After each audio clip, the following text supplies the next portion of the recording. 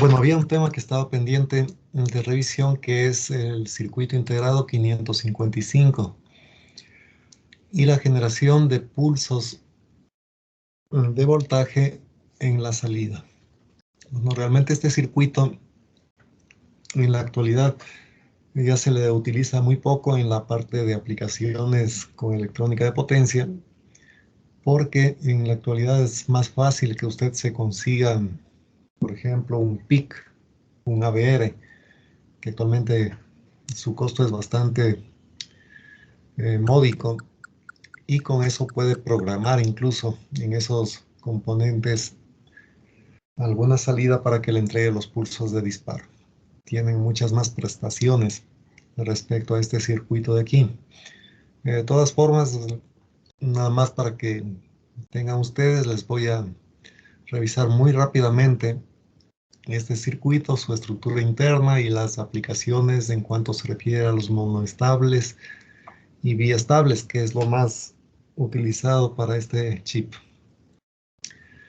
Tenemos una distribución de un integrado con 8 pines, en donde ustedes seguramente que ya han hecho las simulaciones con esto y han manejado este circuito, este integrado, ya lo conocen. Internamente aparecen fundamentalmente 3 etapas, que son las que vemos aquí: 2 comparadores con amplificadores operacionales. Tenemos una fuente de alimentación BCC y tierra, 3 resistencias que son idénticas prácticamente, estas 3. Desde los extremos de la resistencia R2 se saca lo que sería la tensión de control, el terminal número 5, y del otro extremo va al positivo del operacional en la parte inferior. Y de la parte superior, asimismo, va al terminal negativo del operacional de arriba, y el terminal conocido como umbral se conecta al pin positivo de ese operacional. Las salidas de estos operacionales van conectadas a un biestable RS. Ustedes seguramente en la parte de digitales ya estudiaron al biestable RS. Aquí lo que nos interesa es su salida, con la cual se controla la operación en corte y saturación de este transistor para la descarga, normalmente de un capacitor externo que se conecta con él, y también de Q negado va a una compuerta inversora para obtener a través de ella la señal de salida.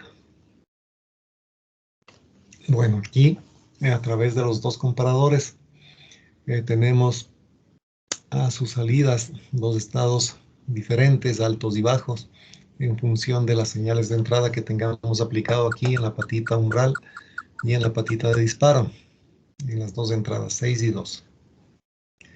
Entonces, de acuerdo a esto, podemos ver cómo estarían las salidas de los operacionales y las entradas que estamos enviando al biestable RS. Este elemento también tiene una patita de reseteo para conmutar la salida de Q negado. ¿No? Esto creo que ustedes ya saben. Los biestables ya han estudiado en alguna parte de la materia de la carrera, creo que ya deben conocer eso, ¿no? De todas formas, aquí está la tabla de verdad que se conoce para este flip-flop RS. Tenemos la entrada R, la entrada S, y en función de los estados que tengan estas entradas, tenemos la salida Q negado en alto o en bajo. Entonces aquí es cuestión de ir analizando la secuencia de pulsos que obtiene a la salida de los operacionales, que son las entradas del biestable, y en función de eso saber qué estado vamos a tener en la salida. Y bueno, de igual forma aquí, bueno, para la descarga tenemos un transistor. Normalmente aquí va a conectarse un capacitor, como les dije. Si es que ese capacitor es un capacitor de un valor elevado, habrá que poner en serie con ese capacitor alguna resistencia que limite la corriente que viene por el transistor cuando su base esté puesta a un 1 lógico, ¿sí? Entonces, esa resistencia tiene la función de limitar la corriente y evitar la destrucción del transistor. Bueno, el inversor, ningún misterio allí. Si tiene usted un 0 lógico en la entrada, la salida va a ser un 1, y al revés, si tiene un 1, la salida va a ser un 0. Entonces, desde aquí se toma la señal de salida para este integrado. Bueno, entonces aquí, como les digo, no hay mucho misterio en este circuito integrado. Las aplicaciones que tiene más bien tienen que ver ya con lo que serían las conexiones que hacemos para los distintos comportamientos.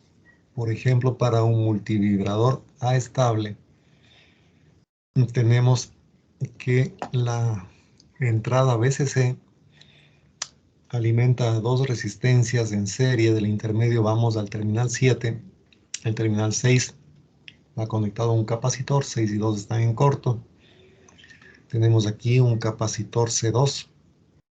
Este capacitor C2 simplemente está para evitar que se puedan introducir ruidos aleatorios en esta entrada. Si es que no se quiere, simplemente no se conecta este capacitor acá. Pero es recomendable que se lo tenga allí en todo caso.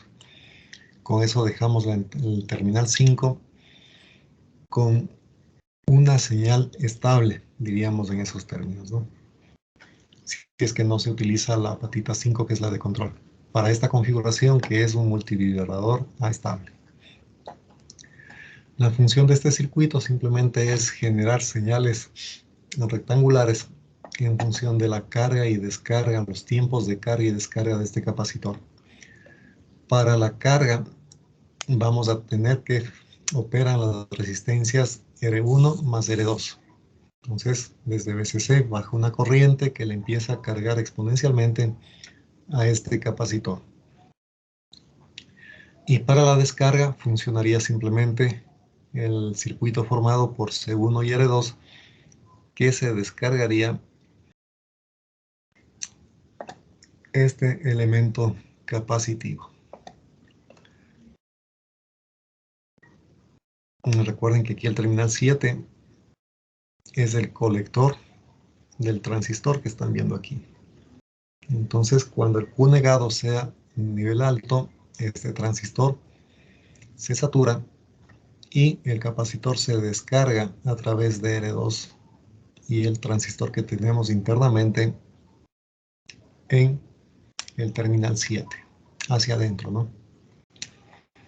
Entonces, dependiendo de cómo se realimenta esa información a los terminales, en este caso 2, que es el de disparo, vamos a tener que se genera una señal como la que están viendo aquí, una señal rectangular, en donde T1 y T2 son prácticamente manejados a través de las resistencias que había mencionado antes. Para el caso del tiempo en alto en la salida para el T1, la formulita directamente es 0,693 por R1 más R2 por C1. Este viene a ser el tiempo de carga que necesita el capacitor para pasar de un voltaje 1/3 de VCC a 2/3 de VCC.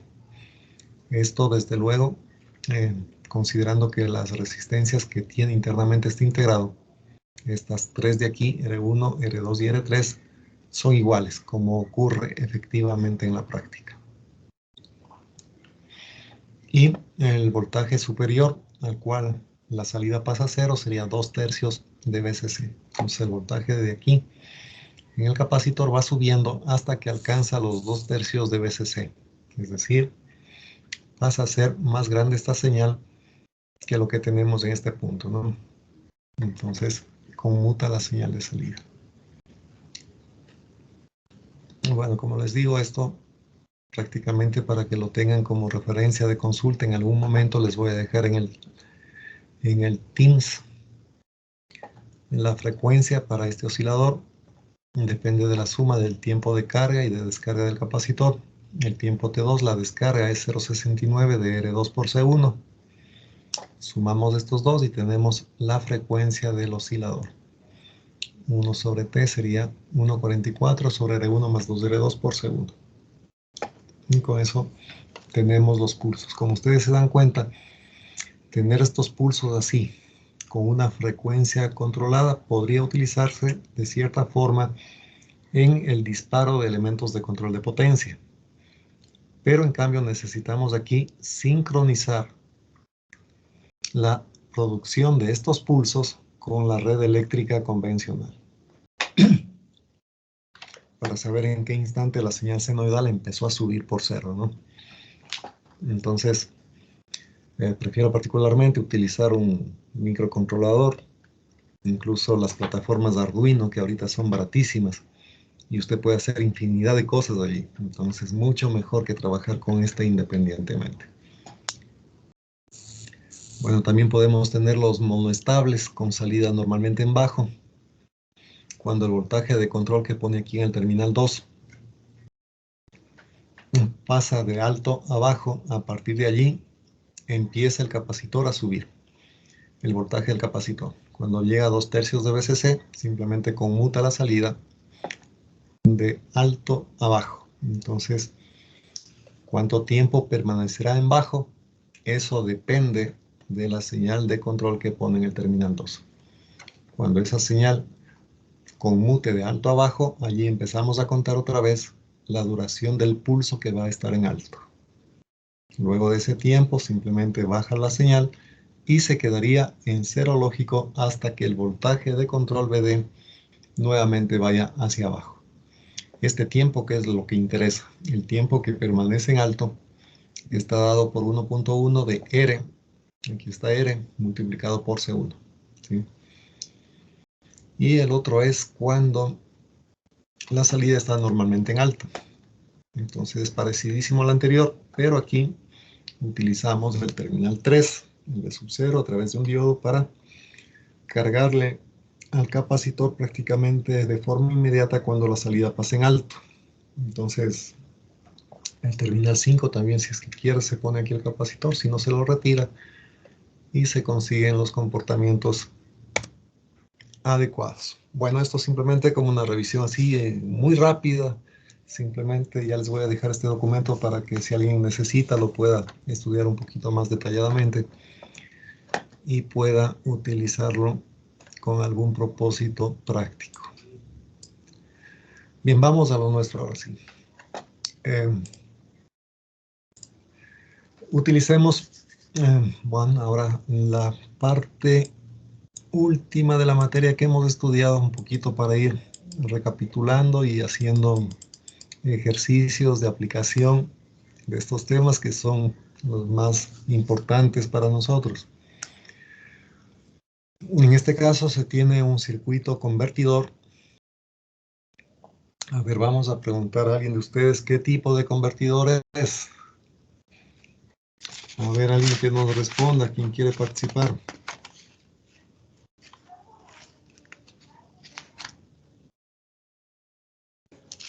Nadie quiere participar.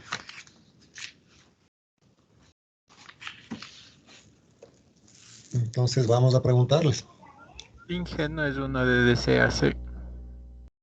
De DC a AC. ¿Alguna otra opinión?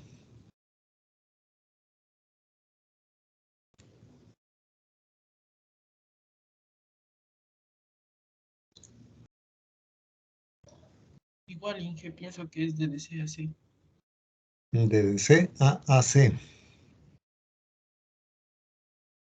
Bueno, entonces miren, realmente cuando se hacen dibujos esquemáticos o representaciones de un circuito, la primera cosa que tiene que hacer es identificar de qué tipo de circuito estamos tratando.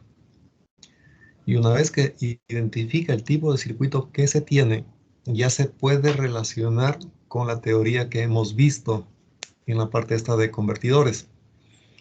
Entonces, el enunciado del ejercicio dice: en el siguiente convertidor la potencia que recibe la carga es 10 vatios. Determine el ciclo de trabajo. Mire, aquí estamos hablando ciclo de trabajo. Ya es una pista, ¿cierto? Adicionalmente, usted tiene que analizar.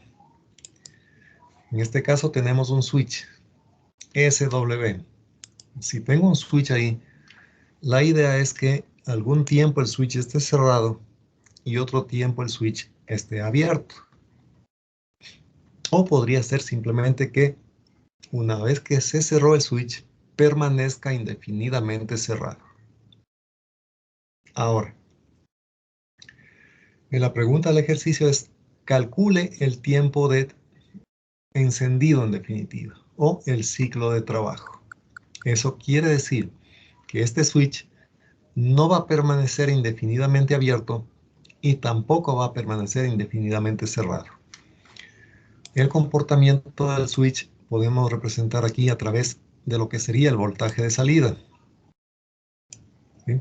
Entonces, fácil. Si es que el voltaje de salida tiene un estado, por ejemplo, para cuando el switch está abierto, aquí no pasa corriente, no hay voltaje sobre la carga que es 10 ohmios, entonces podemos representar un voltaje de salida de 0.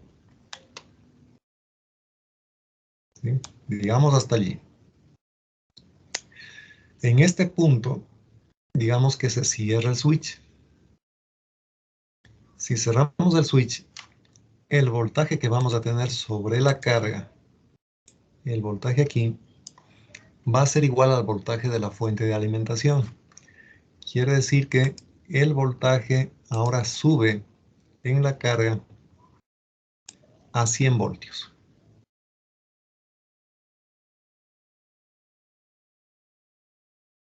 Ya, pongámosle ahí 100 voltios. Y permanece en 100 mientras el switch esté cerrado.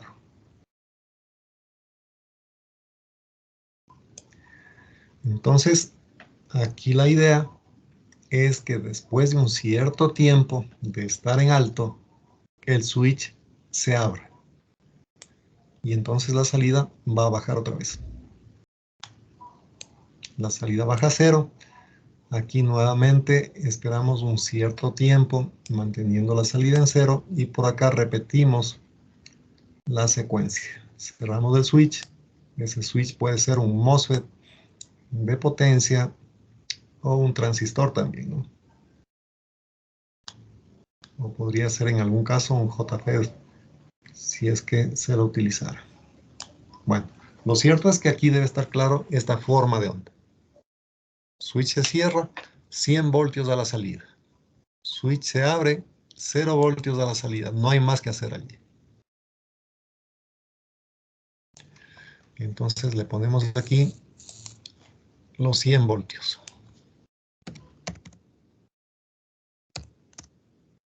Bien, entonces aquí estamos viendo que la salida no está cambiando entre valores positivos y valores negativos. Eso significa que no es un convertidor tipo inversor. No se olvide, en un inversor tenemos señales alternas, esto es, positivas y negativas. Aquí solo tengo 100 y 0. Si es que esto es así, estamos hablando de un convertidor DC a DC.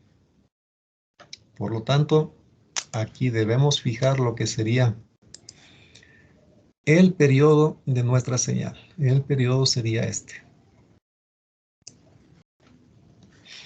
Este de aquí sería el tiempo de encendido y este de acá el tiempo de apagado.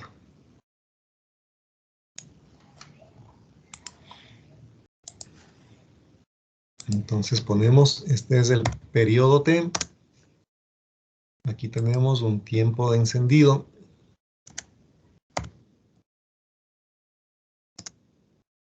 Y por acá un tiempo de apagado.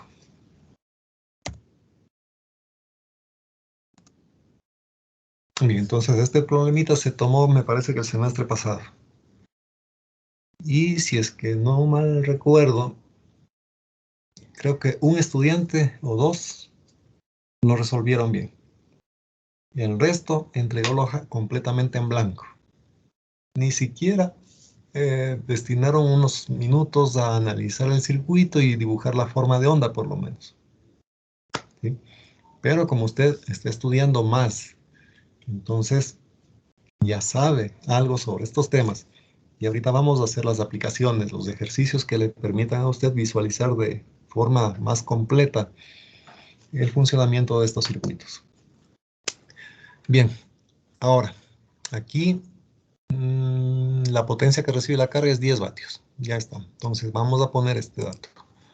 La potencia de salida es igual a 10 vatios.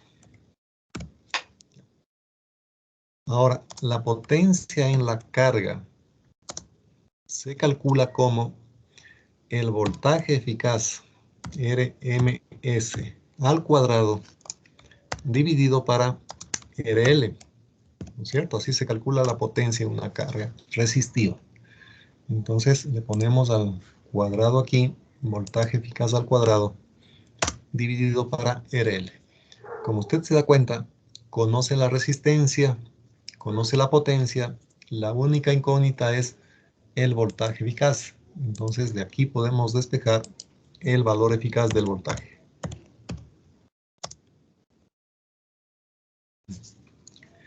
Entonces este valor eficaz de voltaje sería 10 por 10, 100, raíz 10 voltios. 10 voltios, ¿no?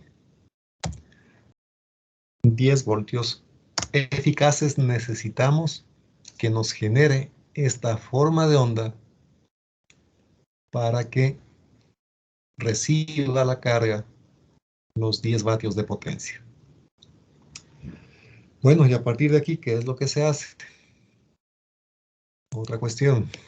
El valor eficaz de voltaje en forma general para cualquier señal se calcula, usted ya sabe esto, como 1 sobre el periodo. 1 sobre el periodo. Por la integral. Entonces vamos a ir poniendo todo esto. 1 sobre el periodo. Hacemos la integración de nuestro voltaje al cuadrado. ¿Cuánto vale nuestro voltaje? Nuestra señal de entrada es 100 voltios. Entonces ponemos 100 voltios. No se olvide, fíjese bien qué tipo de señal está utilizando. Es un voltaje constante de 100. ¿Por qué le digo esto? Porque en el semestre anterior llegaron exámenes en donde querían calcular el valor eficaz utilizando la definición. Y aquí me ponían 100 seno de WT al cuadrado. ¿De dónde sacaron el seno de WT? Si estoy viendo aquí claramente que es una batería, ¿verdad? Entonces el voltaje vale 100, se acabó el problema. Ponga 100 allí, eleve esto al cuadrado, intégrela con respecto al tiempo y a todo esto le tiene que sacar la raíz cuadrada. ¿Entre dónde y dónde va a tener que hacer la integración? Si tomamos aquí como referencia el origen, diríamos desde el tiempo cero, pongamos eso en la integración de una vez. Aquí desde cero hasta donde existe un área. El área está bien definida aquí, desde cero hasta teón. Entonces aquí arriba ponemos teón.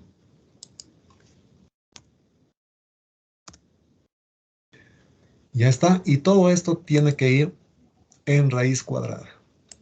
¿Sí? Le ponemos aquí a todo esto raíz cuadrada.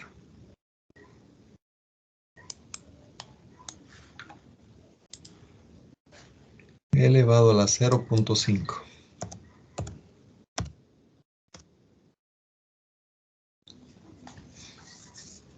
¿Ya? Entonces, algunos estudiantes llegaron hasta aquí. Dejaron eso allí y se fueron. Otros se comidieron a hacer la integración. Y dijeron que este valor eficaz, bueno, el 100 al cuadrado le saco la raíz, me queda 100, ¿no es cierto? Entonces aquí va a estar 100.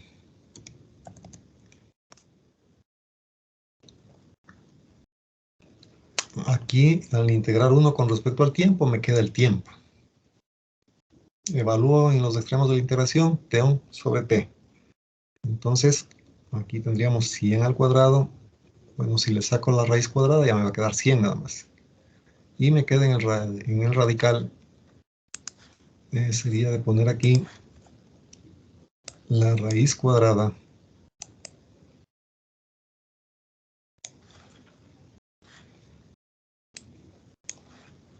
de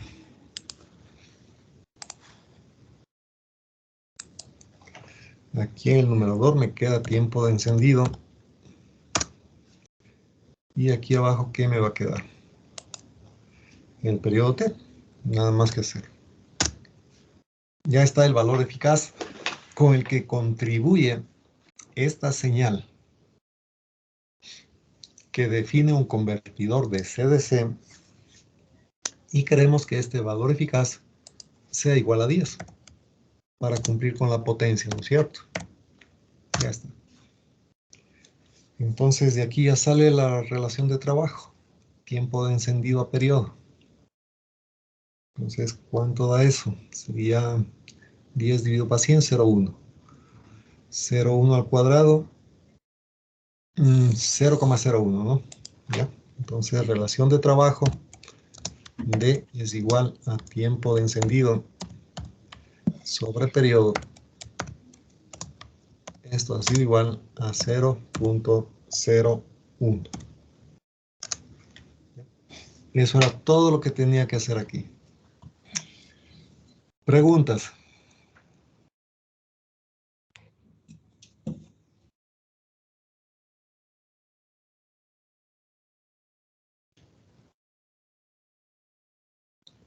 Bien, si no hay preguntas, entonces continuamos.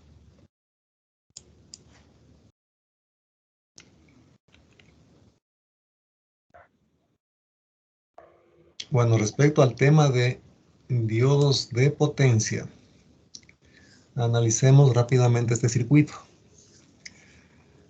Los datos que tenemos es que se da el voltaje de entrada es igual a V máximo seno WT. Esto es igual a raíz cuadrada de 2 por el voltaje eficaz de entrada por el seno de omega. Omega es 2pi por F. Y eso multiplicado por el tiempo. Los datos, voltaje eficaz 100 voltios. Se entiende voltaje eficaz de entrada vale 100. Resistencia de carga que vemos aquí vale 200. Parámetros de los diodos. Resistencia en polarización directa, RF igual a 10 ohmios. Resistencia en polarización inversa, infinito. Voltaje umbral cuando está conduciendo, 0,6 voltios. Tensión de ruptura Zener inversa, 300 voltios. A ver, una aclaración también aquí. Cuando a usted le dicen voltaje Zener, 300 voltios, usted se fija aquí y ve que es un diodo normal. ¿Sí? Pero este diodo normal puede soportar un voltaje inverso tope. Si usted llega a ese voltaje o lo supera, este dispositivo se destruye. ¿Sí? Entonces, eso es lo que está diciéndome este ejercicio.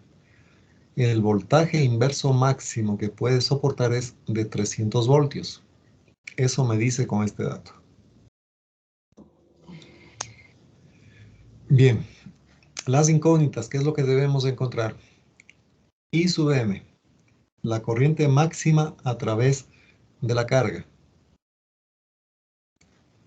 También esa corriente máxima, si está pasando por la carga, también pasará por cada uno de los diodos. Entonces, es un parámetro que le permite a usted, en definitiva, seleccionar los diodos que va a colocar en el circuito a través de los datos del fabricante. Si alguien tiene alguna pregunta. Bueno, pregunta B. La corriente media y eficaz a través de la carga. Ahora, aquí hay una cuestión que debe estar clara. Corriente continua y eficaz a través de la carga. Esas corrientes continua y eficaces que están pasando por la carga no van a ser las corrientes continua o DC y eficaz que están pasando por los diodos. Ojo con eso. Cuando se tomó este ejercicio se jalaron porque ya sacaron la corriente media y la corriente eficaz en la carga. ¿Y qué dijeron después? Muchos estudiantes pusieron la corriente eficaz en el diodo es tanto y la corriente media en el diodo es tanto. Y pusieron estos mismos valores que sacaron en el literal B, jalados allí. ¿Por qué? Porque no analizaron bien. Literal C. Calcular el voltaje inverso pico que están soportando los diodos. Entonces, aquí también hay que analizar el circuito antes de concluir esto.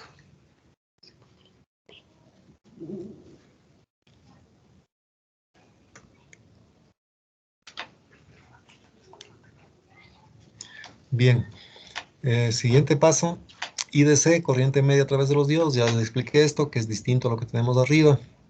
Literal E, potencia disipada en la carga. Y luego dice voltaje eficaz límite, que podemos poner como entrada para que no se destruyan los diodos. ¿Sí? Entonces, aquí cuando usted está en la industria y ve que hay un circuito dañado, por ejemplo, se han quemado fusibles, se han quemado capacitores, el puente de diodos está quemado y se da cuenta usted de que no tiene el código en la carcasa, en la superficie del chip que tiene los diodos, tiene que resolver el problema.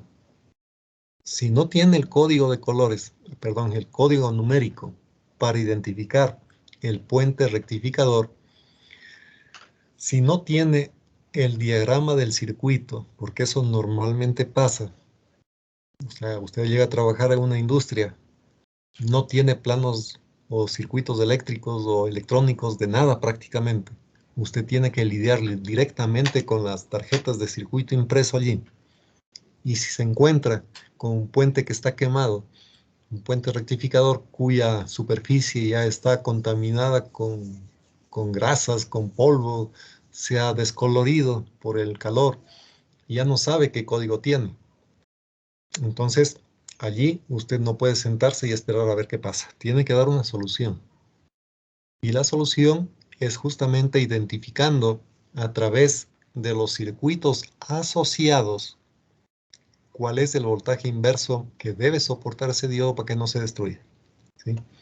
Entonces, todo eso tiene que hacer y una forma de hacer es justamente trabajando con el análisis de la circuitería relacional. Entonces, veamos aquí cómo debemos resolver este problemita. Primero que nada, nosotros vimos que para el caso de tener un diodo, ese diodo usted lo podía representar de algunas formas, mediante un circuito equivalente, ¿no es cierto? Un modelo de circuito equivalente es el que utilizaba una resistencia en serie, la flechita y lo que sería la representación de una fuente, que no es una fuente típica de continua, sino es un símbolo que aquí se utiliza para representar la caída de voltaje que usted va a tener en el diodo. ¿Sí? En este caso hay que utilizar todos los elementos que se está dando como datos. Dice resistencia en polarización directa 10 ohmios. Entonces aquí en el equivalente debo poner resistencia de 10 ohmios allí. La flechita o el simbolito este de diodo me dice que la corriente está pasando desde arriba hacia abajo.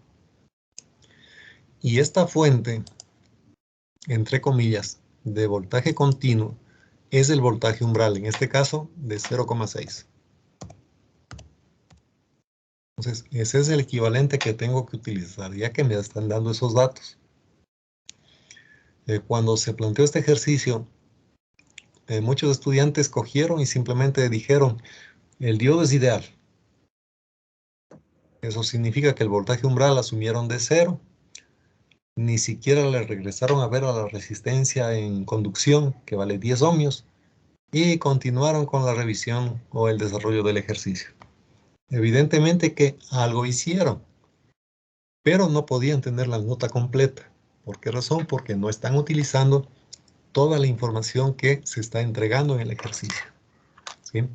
Entonces ahí, como les digo, tuvieron una rebaja en la calificación por no utilizar todos los datos del problema.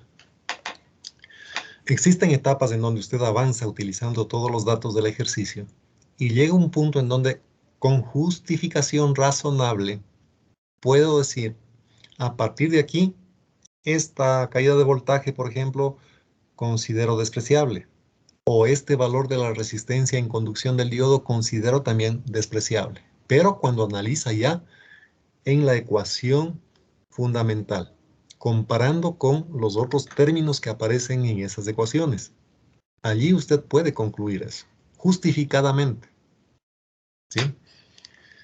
Entonces, pongamos aquí, voltaje eficaz vale 100 voltios, resistencia de carga 200, ya está, literal A.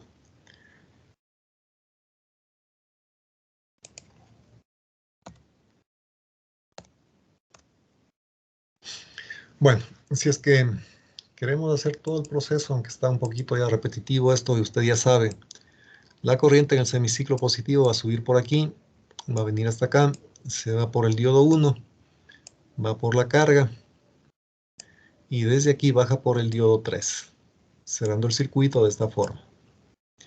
Entonces, usted va a generar con esto un semiciclo que tendría la polaridad más menos en la resistencia de carga. Como la señal de entrada es senoidal, este voltaje también será senoidal. Va a generar esta tensión allí. Luego, en el semiciclo negativo, cambiamos la polaridad de la fuente de alimentación. Ahora la corriente va a estar bajando por aquí.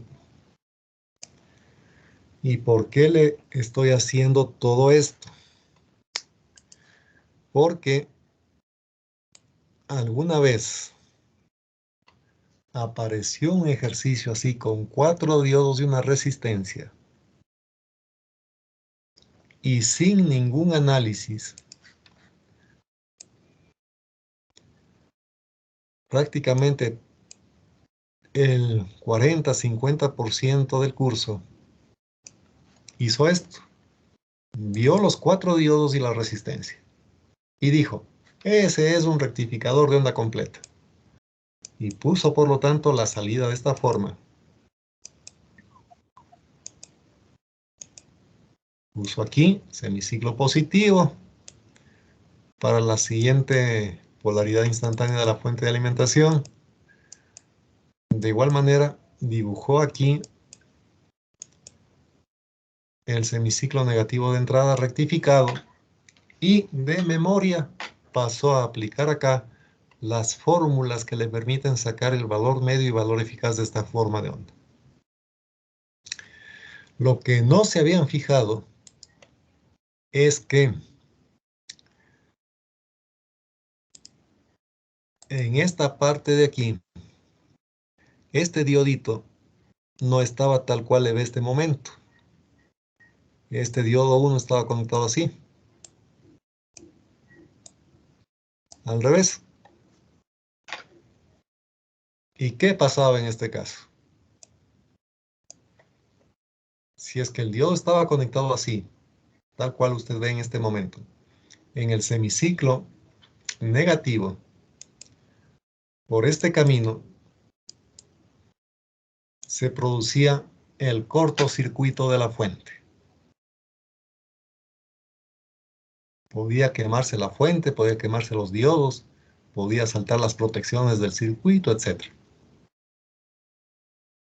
¿Sí? Entonces, tenga cuidado. Esto es muy importante cuando usted hace reparación, por ejemplo. Usted no tiene que dejarse llevar por la primera impresión que tiene de las cosas. Analice y vea si realmente están como deben estar. Entonces, tengan mucho ojo con esto, ¿sí? Nunca suponga que este es un puente rectificador de onda completa. Primero analice, ¿los diodos están bien puestos? Si es que es así, entonces puede continuar. No dé nada por hecho. Usted tiene que analizar. Bueno, entonces para el caso que nos ocupa, no hay este problema.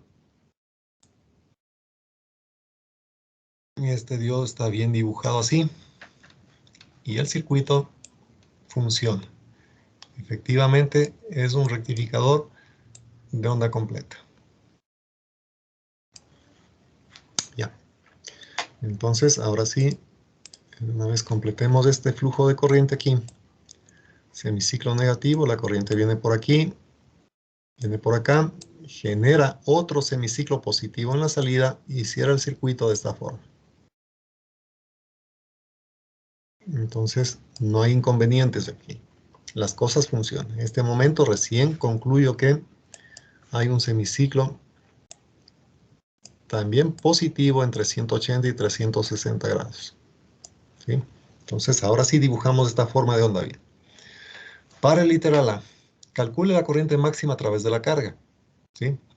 Entonces, ¿cómo planteamos este asunto?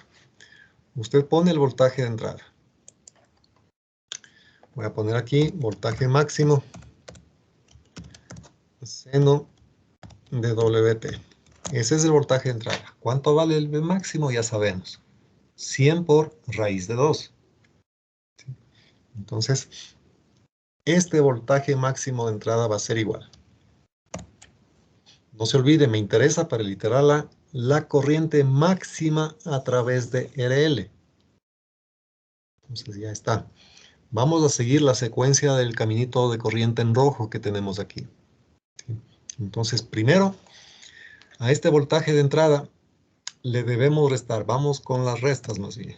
Voltaje de entrada máximo, menos. En el diodo 1 va a existir una caída de voltaje. Ahora, ¿cuánto vale esa caída de voltaje? Esa caída de voltaje vale 0,6 de esta fuente que está puesta aquí, ¿no es cierto? Entonces, primero pongamos menos voltaje ánodo-cátodo de encendido del diodo 1.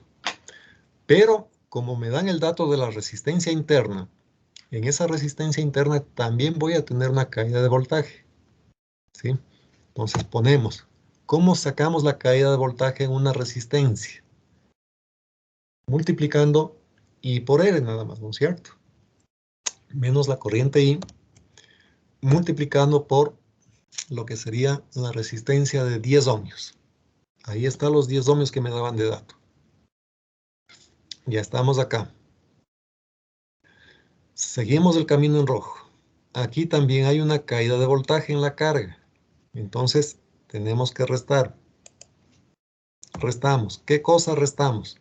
La misma corriente que pusimos para el diodo, porque esa es la que va a pasar también por la carga. Menos la corriente I multiplicado por RL. Y ahora vamos con el otro diodo, ¿no es cierto? Aquí también hay una caída. Restamos. ¿Cuánto restamos? Voltaje ánodo-cátodo de encendido, primero. Y luego, la corriente I por la resistencia de 10 ohmios. Y hemos llegado abajo, ¿sí? Igualamos esto a 0. ¿Hasta ahí alguna pregunta?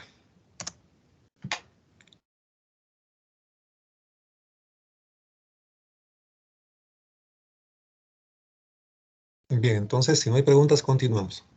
De aquí, despejamos la corriente I. La corriente I va a quedar igual a voltaje máximo seno de WT menos 2 veces el voltaje ánodo-cátodo de encendido.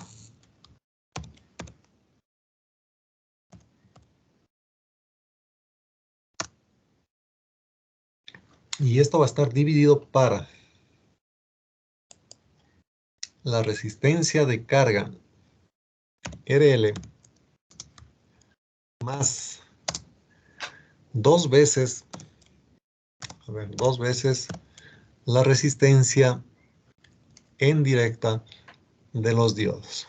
2 por 10 ohmios. Esto de aquí no es por, esto es más, ¿no? RL más 2 por 10 ohmios.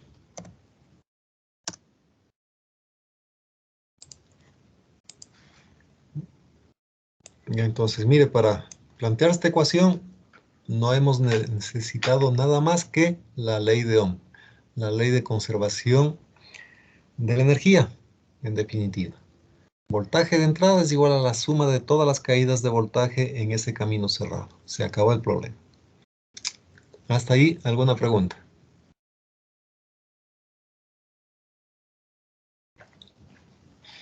Bien, entonces, para calcular el literal a que me pide la corriente máxima en la carga, ya tenemos aquí la fórmula de la corriente que está circulando por la carga, ¿no es cierto?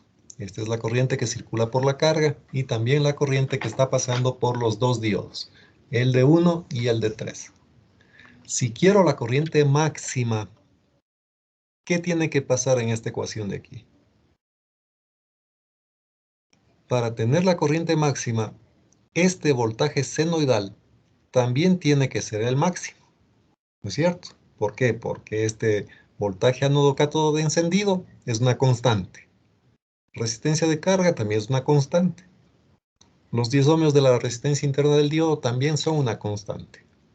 Entonces, la única manera de conseguir aquí la mayor corriente posible es haciendo que el voltaje de entrada senoidal también sea el máximo posible.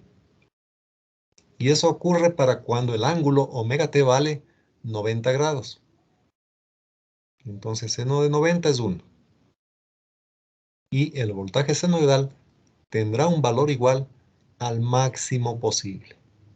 Entonces, ¿qué tiene que hacer aquí para sacar el literal A? Simplemente poner en B máximo el valor que sería 100 multiplicado por raíz de 2. Entonces pone aquí 100 por raíz de 2 menos 2 por voltaje ánodo cátodo, que sería 2 por 0,6, y divide para la carga, que vale 200 ohmios más 20 ohmios de las resistencias internas de los diodos. Entonces, ya le pongo aquí para que quede constancia. Para la corriente máxima en RL, que también es la corriente máxima por D1 y por D3, ojo con eso, ya estamos sacando un parámetro técnico para dimensionar los diodos, para seleccionar los diodos. Simplemente el Bin máximo que debo poner allí, es decir, para omega t igual a 90 grados. Sería 100 voltios por raíz de 2.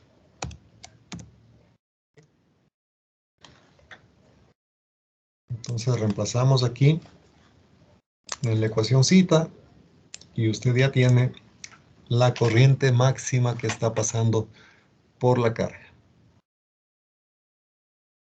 ¿Alguna pregunta hasta allí?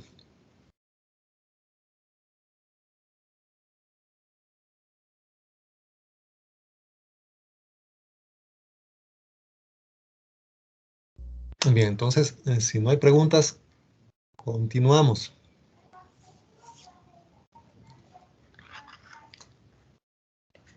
Bien, la parte B. En el literal B se pide la corriente media y corriente eficaz a través de RL. Eso significa que debemos dibujar el voltaje en la carga o la corriente en la carga y a esa forma de onda sacarle el valor medio y el valor eficaz. ¿Sí? Entonces, aquí ya viene una cuestión que usted debe analizar. Aquí está la corriente. ¿Ve? Esta es la señal de corriente que tiene en la carga.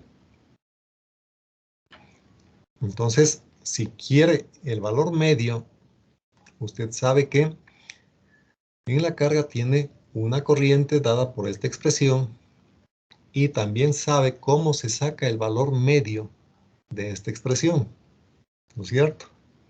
¿Qué tendría que hacer? 1 sobre el periodo. ¿Cuál sería el periodo? El periodo sería pi, porque la señal se repite cada 180 grados. Tendría que poner 1 sobre pi, integral entre 0 y pi, ¿de cuál señal? De esta señal de aquí, ¿no es cierto?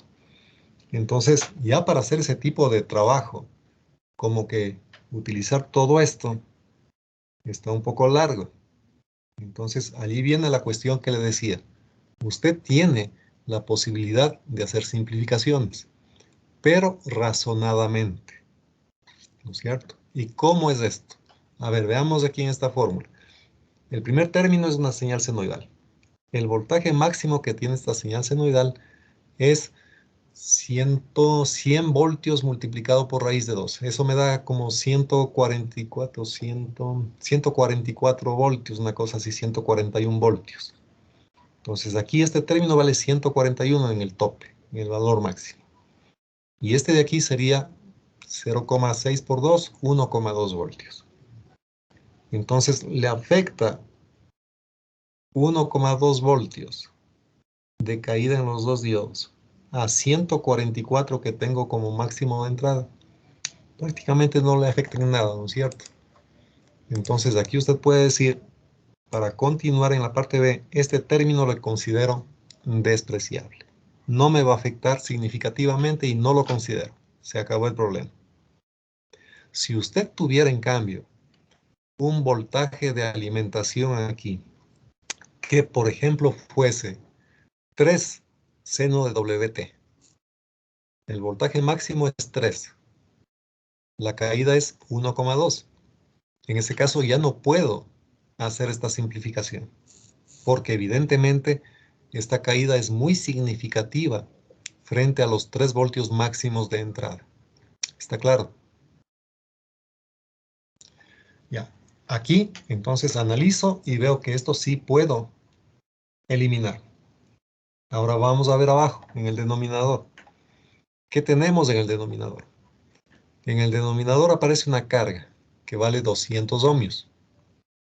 Y aquí, las resistencias internas de los diodos me generan un total de 20 ohmios. ¿No es cierto? Entonces, mire, esta resistencia de carga comparada con la resistencia interna de los diodos, diríamos que es 10 veces más grande. La resistencia de carga vale 200. La resistencia de los diodos, 20 ohmios. En consecuencia, si yo tengo aquí un término que es 10 veces más grande que el otro, a este otro le podría simplificar. Esto lo podemos hacer cuando la diferencia tiene de por medio un factor de 10. ¿Sí? Entonces, aquí, como le digo, usted podría simplificar eso. No hay problema. ¿Va a cometer un error? Va a cometer un error. Pero ese error finalmente no va a ser muy significativo. Y si estamos trabajando con la intención de implementar esto en la práctica, muy bien puedo trabajar así. ¿Por qué razón? Porque cuando usted compre la resistencia de 200 ohmios, va a darse cuenta que esta resistencia no es de 200 ohmios clavados. A lo mejor le salió una resistencia que tiene 195 ohmios, o a lo mejor 210. Entonces aquí va a perder precisión también, va a perder exactitud. Igual con los diodos. Al momento que usted les ponga ya a trabajar allí, ¿quién le garantiza que efectivamente la caída de voltaje en el diodo va a ser 0,6? A lo mejor si usted mide, está un 0,68, un 0,7. ¿No es cierto? Entonces, Lo importante es que haga comparaciones y en función de esos resultados, razonablemente pueda simplificar. Bien, entonces, si ya tenemos aquí estas dos simplificaciones, podríamos sacar la corriente media, simplemente sabiendo que aquí es un rectificador de onda completa. La corriente media es igual a la corriente máxima dividida para pi y todo eso multiplicado por 2. ¿Sí? Entonces, el valor máximo de corriente, ¿cuánto sería? Este término B máximo, que es 100 por raíz de 2 dividido para 20, para 200, perdón. 200 de la resistencia de carga. Eso le da la corriente máxima. Esa corriente máxima multiplique por 2 y divida para pi. Ya tiene la corriente media que se le pide acá. Y para la corriente eficaz. Para la corriente eficaz, ya sabemos, ¿no es cierto? En un rectificador de onda completa. ¿Cómo saca en función del pico máximo la corriente eficaz? A ver, ¿saben o no saben eso?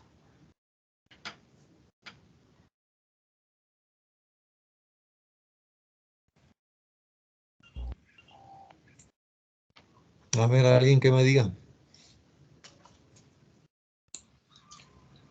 Sería el valor pico. Sería el valor pico. Para raíz de 2.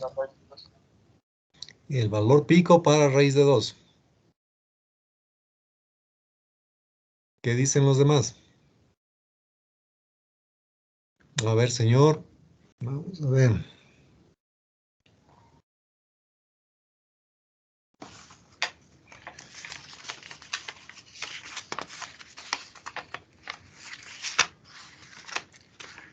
Señor Delgado, ¿cómo saca el valor de la corriente eficaz en esta forma de onda?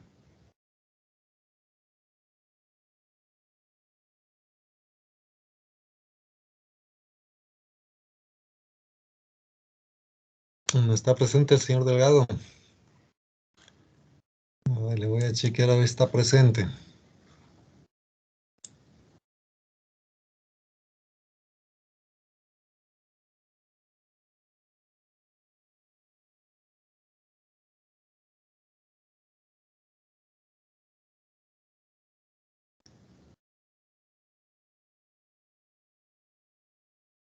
Bueno, parece que no está. Entonces, señor Villavicencio.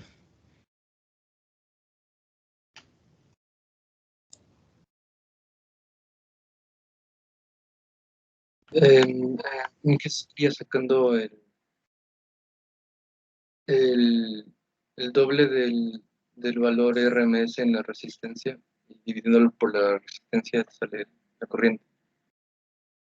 Chuta, ¿qué quiso decir, vea, mi estimado?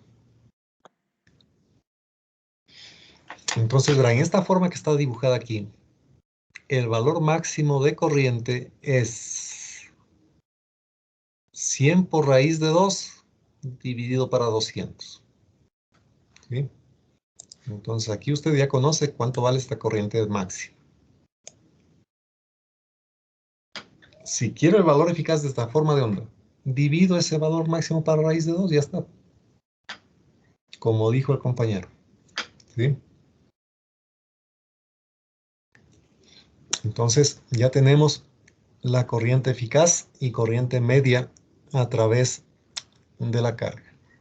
Siguiente pregunta. Voltaje inverso pico que soportan los diodos. A ver, voy a multiplicarle para tener el dato exacto. 100 por raíz de 2, ¿no? A ver, sería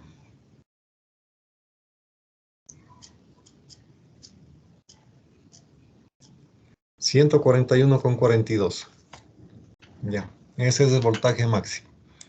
141,42. 141,42 voltios. Ese es el valor máximo de tensión de entrada. Bien, entonces, ¿cómo sacamos el voltaje inverso que está soportando un diodo?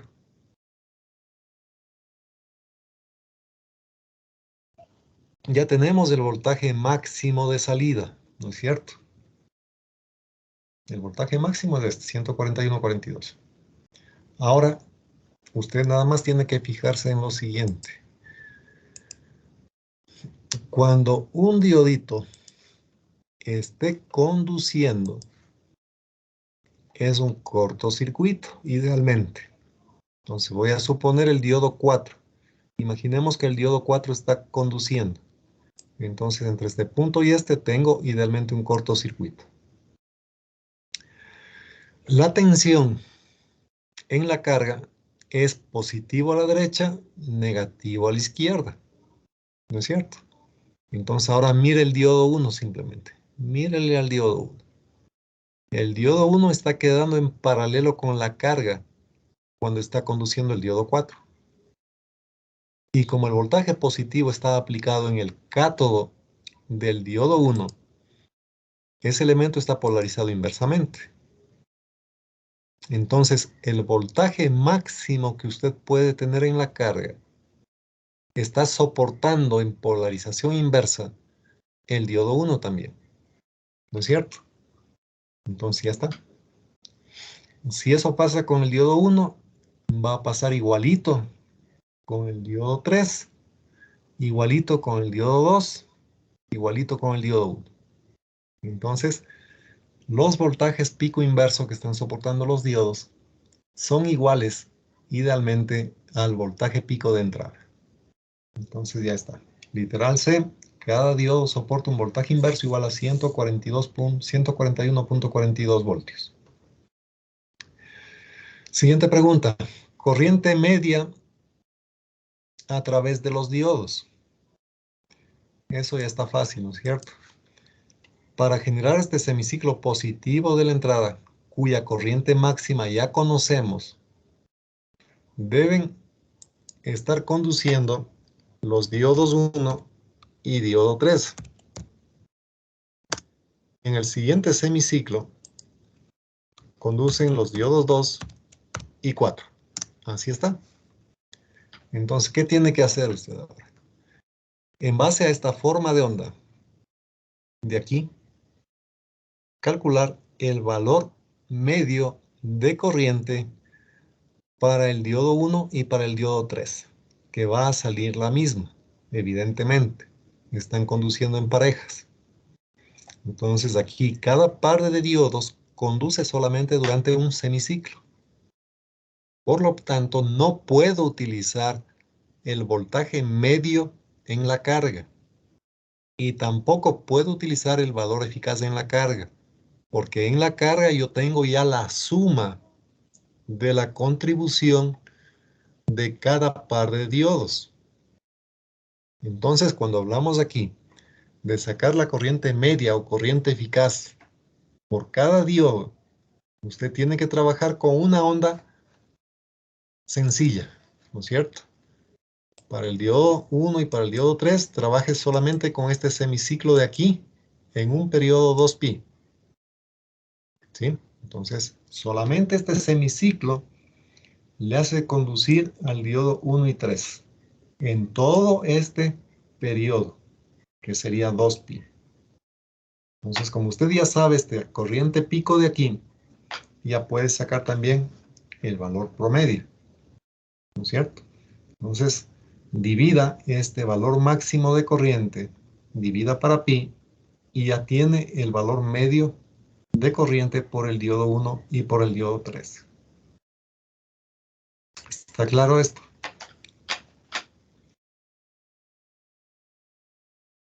Esperemos que esté claro entonces. Bien. Luego dice la potencia disipada en la carga. Bueno, para la potencia en la carga ya es fácil. Usted trabaja con un rectificador de onda completa. Ya conoce aquí el valor eficaz de la corriente para onda completa. Eleve al cuadrado esa corriente y multiplique por 200 ohmios. No es un problema entonces esto. Ahora, literal F. Dice tensión eficaz de la fuente de entrada con la que los diodos alcanzan el voltaje Zener. Entonces, facilito. ¿Qué es lo que queremos ahora? Que el voltaje máximo de salida sea igual a 300 voltios. ¿Por qué? Porque la tensión máxima que soportan los diodos vale 300.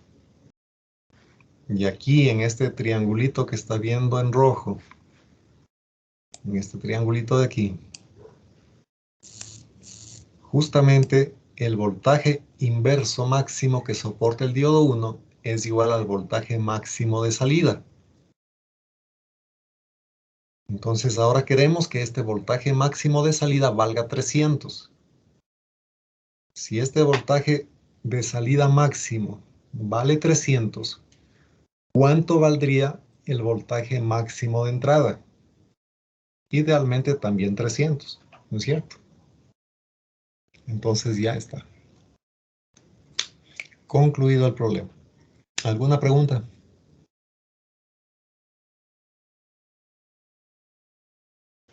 Bien, si tienen preguntas, más bien la hacen ahorita.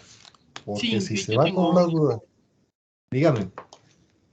no entendí lo de la corriente media a través de los diodos. ¿Podría repetir eso, por favor? Ya. Entonces verá. Voy a borrar esta parte de aquí y vamos a hacer una gráfica facilita que se comprenda mejor. Voy a coger solamente el semiciclo positivo de la entrada. En la entrada la corriente viene por aquí, viene hasta este punto y se fue por acá, ¿no es cierto? Pasa por la carga y se va por el diodo 3 hacia abajo, cerrando el circuito de esta manera. ¿Ya?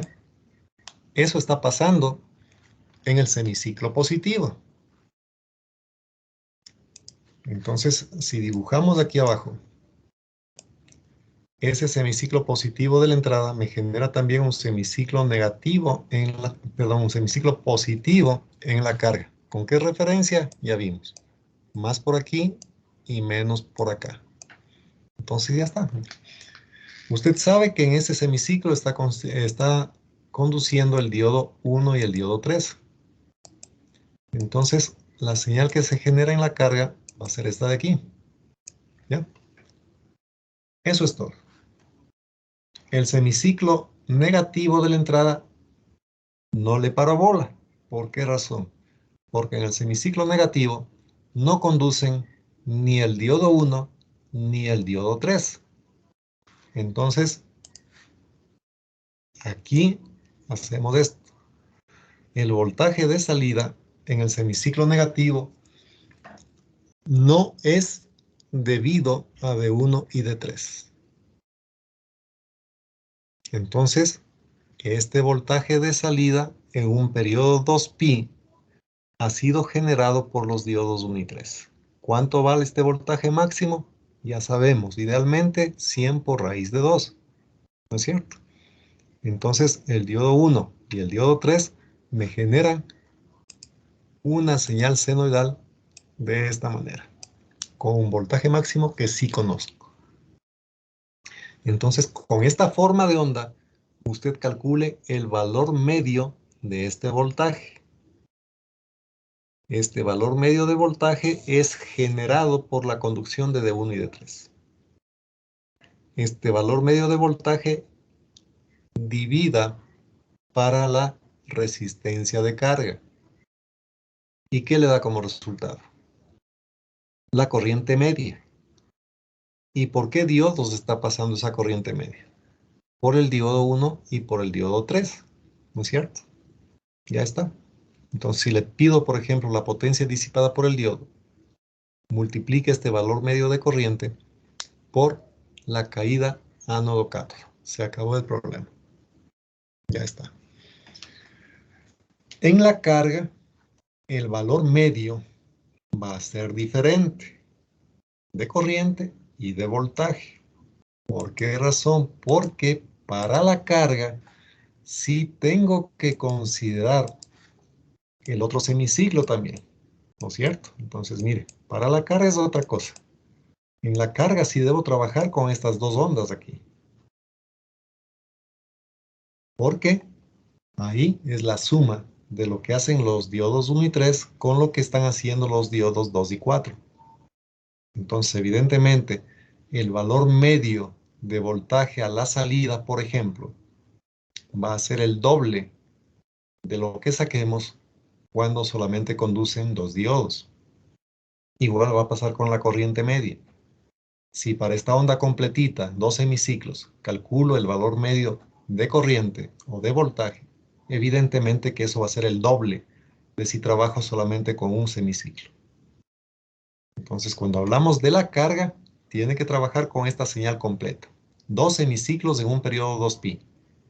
Pero si hablo de un par de diodos solamente, debo hacerlo con la mitad, con esta forma de onda de aquí nada más. ¿Sí? Bien, entonces, eso en cuanto se refiere a los diodos de potencia. ¿Alguna pregunta?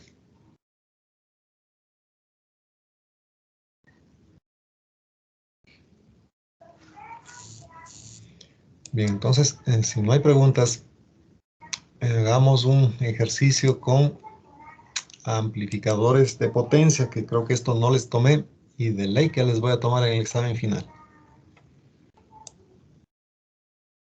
Entonces vamos a poner por aquí un par de transistores. De esta manera.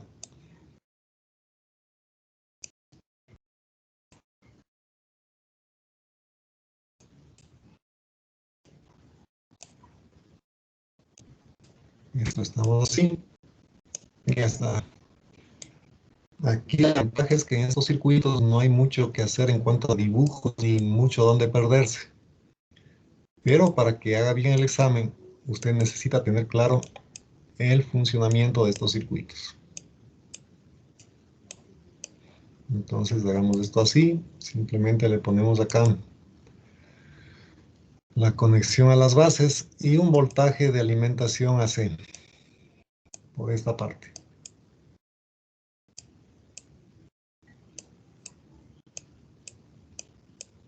Ya está. Aquí le ponemos la fuente de entrada, alimentación alterna.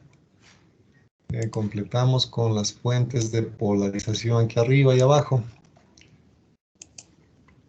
Pongamos aquí, por ejemplo, una fuente de cualquier cosa, 60 voltios, por ejemplo. 60 voltios por allí. Aquí una fuente de menos 60. Pongamos también el dato de una resistencia de carga. Por ejemplo, 32 ohmios. Podríamos dar como dato la potencia en RL es igual 30 vatios, cualquier cosa. 30, 25, 20, 10. Potencia de salida 30 vatios. ¿Ya? Y podría preguntarse, por ejemplo, aquí, calcular la potencia que disipan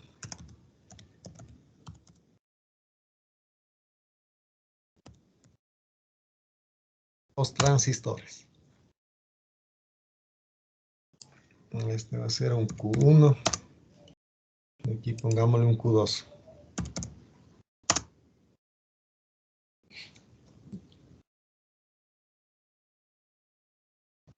Ya, entonces con esto y simplemente sabiendo que el voltaje de alimentación es senoidal, resolver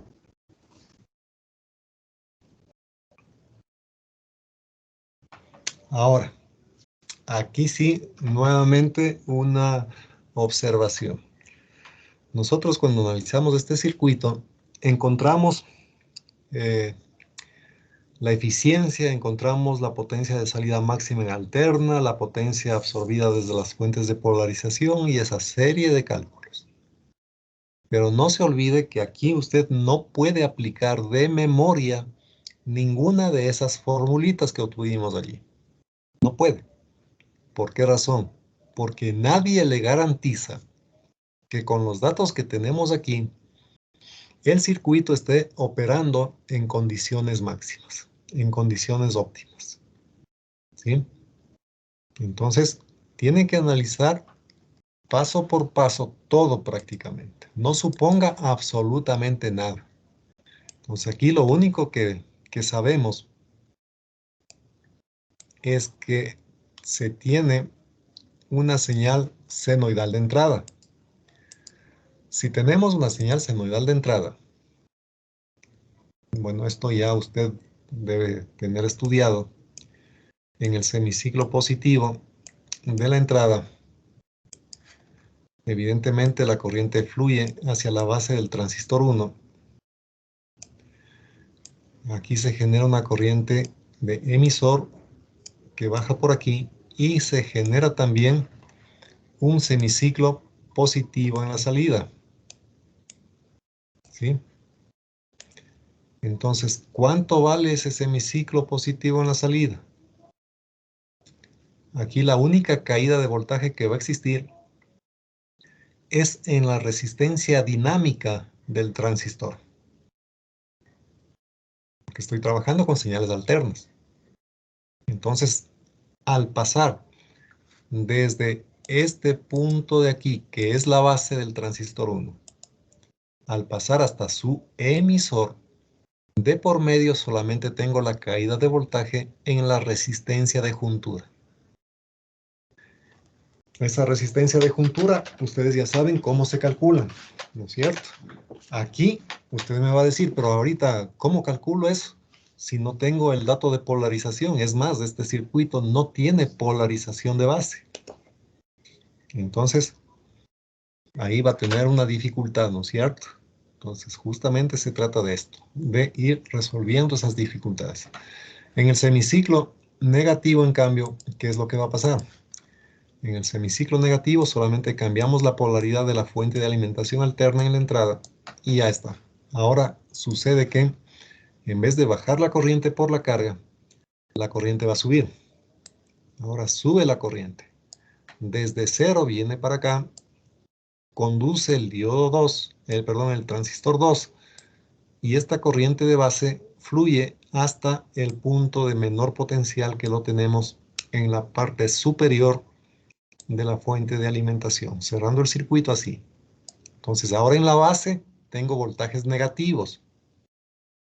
La corriente tranquilamente puede fluir desde 0 voltios hacia esos voltajes negativos que hay en la base del transistor 2. Eso significa que ahora vamos a tener un semiciclo negativo en la salida. Conclusión, podemos dibujar esto, que sería el voltaje de salida en la carga así. Semiciclo positivo primero y después un semiciclo negativo. Ya está. Ese es el voltaje de salida en RL.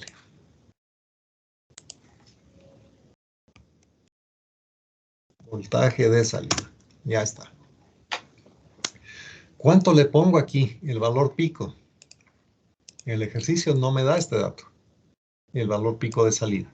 Tampoco tengo el valor pico de la entrada. Lo que sí tengo es la potencia de salida. Entonces, ¿qué puedo hacer aquí? Puedo escribir que para una señal senoidal como la que está dibujada aquí, la potencia de salida quedaría igual. Bueno, voltaje eficaz, RMS al cuadrado, dividido para RL, ¿sí? Es la típica formulita de potencia para una resistencia. Entonces ponemos aquí al cuadrado y vemos qué datos se dispone. Tengo la potencia de salida que vale 30. Conozco la resistencia de carga que vale 32. Entonces de aquí, obviamente, puedo sacar el voltaje eficaz de salida. El valor eficaz de esa señal senoidal, VRMS. Este valor eficaz ha sido igual a ¿cuánto? A ver, señor Latacunga. 30 vatios de potencia de salida y una carga de 32 ohmios. Despeje de allí el valor eficaz. Inge me salió 30.98 30.98. voltios. Gracias. 30.98 voltios. Eficaces para cumplir con la potencia de 30 sobre una resistencia de 32 ohmios. Ya está. Ahora, como sabemos que esta es una señal senoidal, puedo sacar el valor pico, ¿no es cierto? El valor pico. Voltaje máximo si quiere de salida. Voltaje de salida máximo. Va a ser igual a estos 30.98 multiplicado por raíz de 2.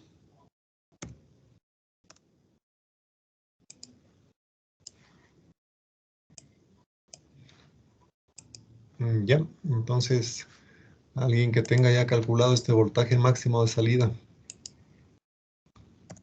43,81. Gracias. 43,81 voltios. Ya tenemos esto. ¿Qué más podemos hacer?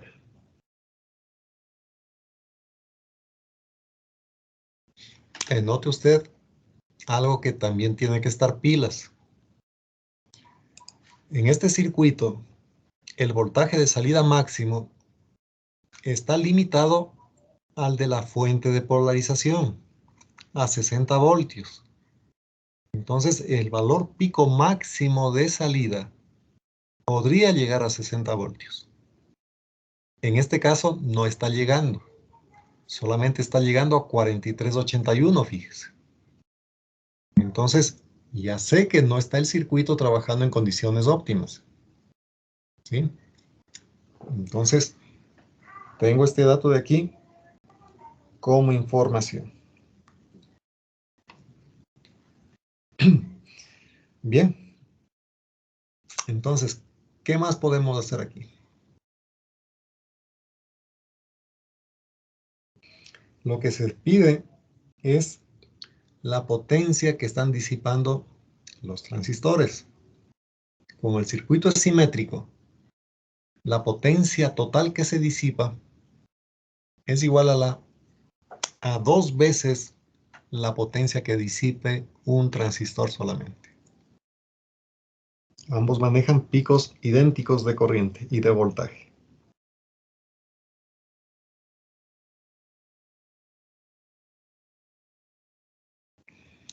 Bueno, entonces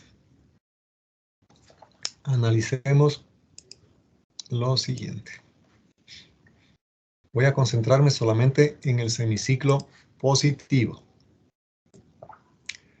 A ver. En este semiciclo de aquí,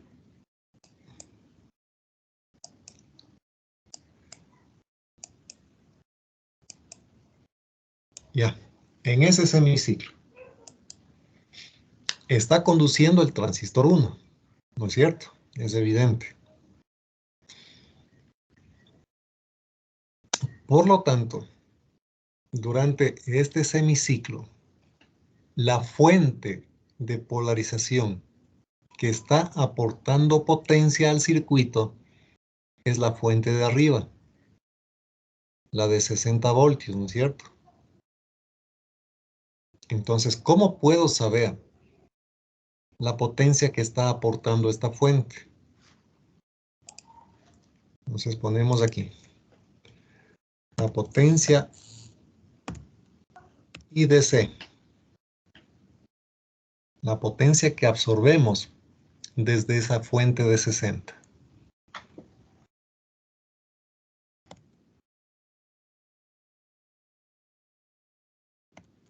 Esto es en un semiciclo nada más. No pierda de vista eso.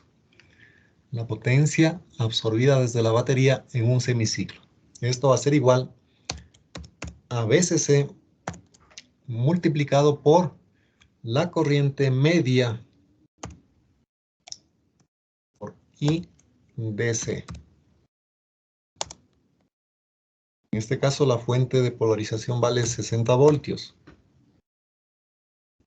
Y esto debo multiplicar por la corriente media que está entregando al transistor 1. ¿Cómo saco esa corriente media? La corriente media que está bajando por el transistor 1 también se va hacia la carga, ¿no es cierto? Entonces, mire, ahora, ¿qué está pasando en la carga? En la carga solamente tengo un semiciclo positivo. Este señal que está dibujada aquí en azul es el voltaje de salida para ese semiciclo positivo. Este voltaje de salida en azul tiene un valor medio, ¿no es cierto? ¿Cómo saco el valor medio? Simplemente dividiendo 43,81, que es el valor pico, para pi. Entonces, de esa manera, usted saca el valor medio de este voltaje. Ese valor medio de voltaje divida para 32 ohmios. Y ya tenemos la corriente media que está bajando por la carga, pero esa corriente media, ¿de dónde viene? Desde los 60 voltios. ¿Sí? Entonces, vamos a poner aquí. Valor pico de voltaje 43,81. Ya está, 43,81, valor pico de voltaje. Este valor pico de voltaje le divido para la resistencia de carga, que vale 32 ohmios. ¿Y qué obtengo? El valor pico de corriente. Ese valor pico de corriente debo dividir para pi. Con eso sacamos el valor medio de la corriente. ¿Sí? Y ya está.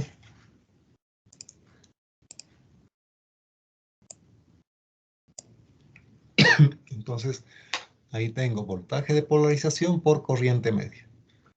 Corriente media es corriente máxima dividido para pi.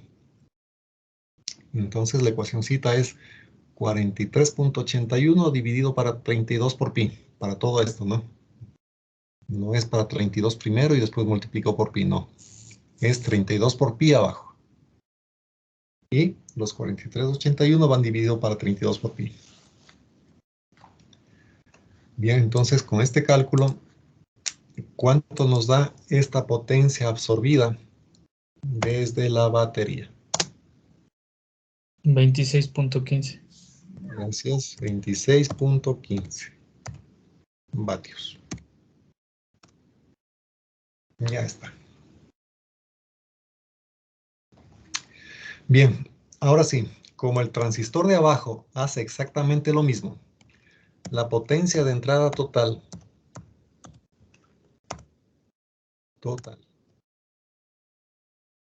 desde la fuente de polarización va a ser igual a 2 veces este valor, 2 por 26,15. Eso es 30 y el otro es 52, entonces sería 52,30. ¿Sí? 52,30, sí, ahí está bien. La potencia total que estamos absorbiendo desde las baterías es 52,30. Bien, entonces la potencia que disipan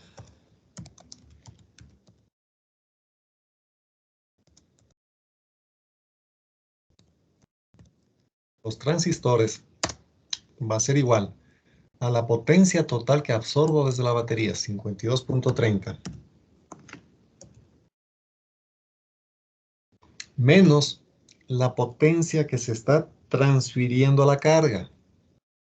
¿Qué potencia estamos sacando a la carga? 30 vatios.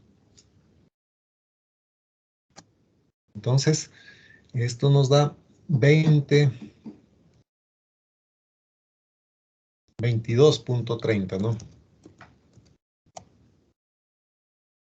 Vatios. Esa es la potencia total que disipan los transistores. ¿Cuánto disipa un transistor? La mitad. 11,15 vatios. Y con eso estaría resuelto el ejercicio. ¿Alguna pregunta hasta allí?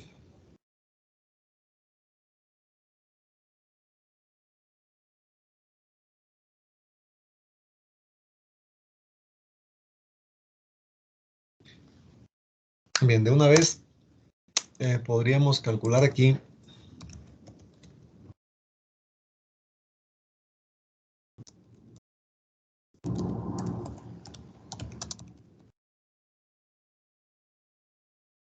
la eficiencia del circuito.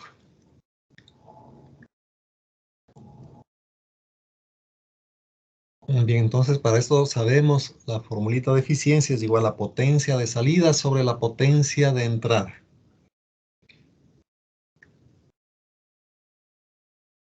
Eso multiplicado por 100 para tener en porcentaje.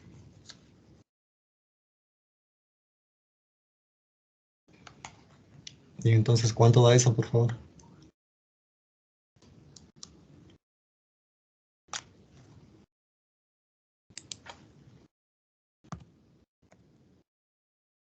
Potencia de salida, 30 vatios. Potencia de entrada, ahí está, 52,3. Sería 57,36%. 57,36%. Gracias. Entonces, note que, como ya se mencionó antes, aquí no estamos trabajando en condiciones óptimas. Efectivamente, se comprueba que la eficiencia no llega al 78,5%, que era la máxima. Estamos llegando solamente al 57,36%. Entonces, ¿qué tenemos que hacer para conseguir la eficiencia máxima en este circuito? A ver, alguien que responda.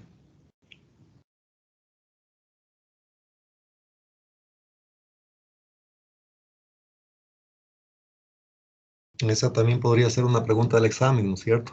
Pudo haber. Inge, podría ser cambiar la carga o en su defecto cambiar las fuentes de polarización. Podría cambiar las fuentes de polarización o cambiar la carga. A ver, no se olvide que esta de aquí es la etapa de potencia de nuestro amplificador, digamos, de audio, por ejemplo. Normalmente en ese amplificador de audio, usted tiene lo que se conoce como el control de volumen, ¿no es cierto? Cuando quiere tener más salida, más intensidad acústica o intensidad sonora, ¿qué es lo que hace? Aumentar el volumen, así decimos. Aumenta el volumen. Pero ¿qué es lo que se hace allí realmente? Es hacer que la señal que llega a nuestro amplificador de potencia sea más grande simplemente. Entonces no estamos cambiando ni la polarización ni la resistencia interna del parlante, ¿no es cierto? Estamos trabajando en lo que sería el preamplificador, aquí. Allí le damos mayor ganancia. Entonces la pregunta es, si quiero tener condiciones máximas, le doy más ganancia. Hagamos cuenta que esa fuente alterna es nuestro preamplificador. Para tener mayor salida, necesito un voltaje senoidal más grande, evidentemente. Y para tener un voltaje de salida mayor, el voltaje en las bases tiene que subir también. La pregunta es, si quiero tener eficiencia máxima, ¿hasta cuánto podríamos subir el voltaje de entrada?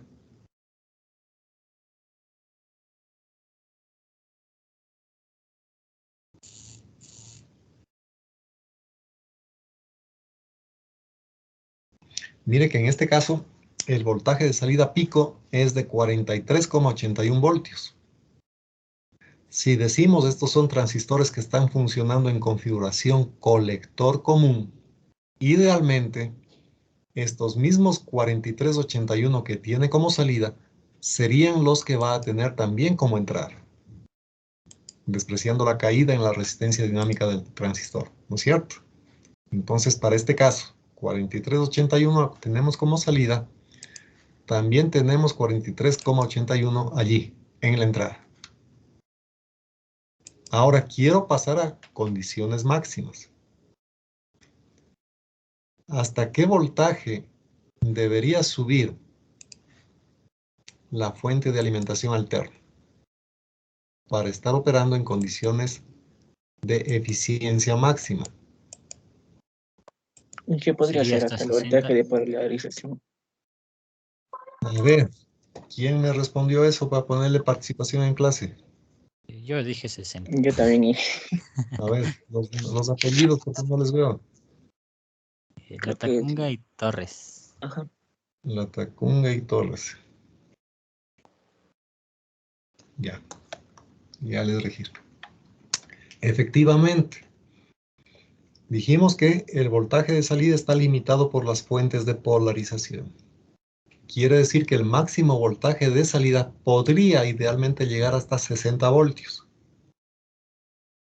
Entonces, para tener un voltaje de salida pico de 60 voltios, en donde la salida de potencia sería la máxima, el voltaje de entrada también debería ser de 60 voltios pico, despreciando desde luego la pequeña caída de voltaje que va a existir en la resistencia dinámica.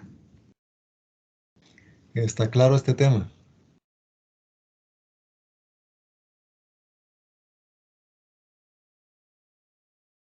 Entonces verá, asumiendo que está claro,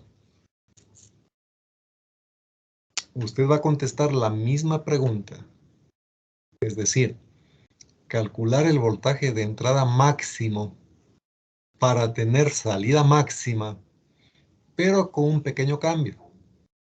Ese pequeño cambio es que aquí, abajo de la fuente, hay una resistencia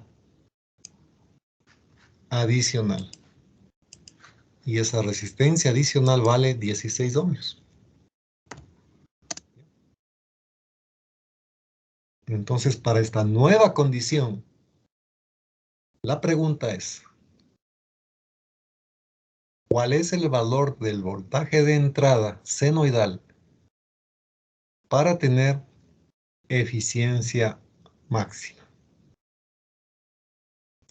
¿Qué estamos diciéndole entonces? Aquí lo que estamos diciéndole es que aquí sigo necesitando un voltaje pico de 60. Pero como ahora hay una resistencia de 16 ohmios aquí abajo de la fuente, ¿cuánto debería ser el voltaje senoidal de alimentación allí? ¿Sí? Entonces, no está muy difícil ese tema. Usted ya puede darse cuenta y puede resolverlo. Solamente hay que hacer un divisor de tensión nada más. Y se acabó el problema. Para este caso podríamos necesitar el valor del beta de los transistores. Si es que se necesita el valor del beta de los dos transistores, puede utilizar el valor de 10, por ejemplo. ¿Ya? Para ambos. Beta vale 10.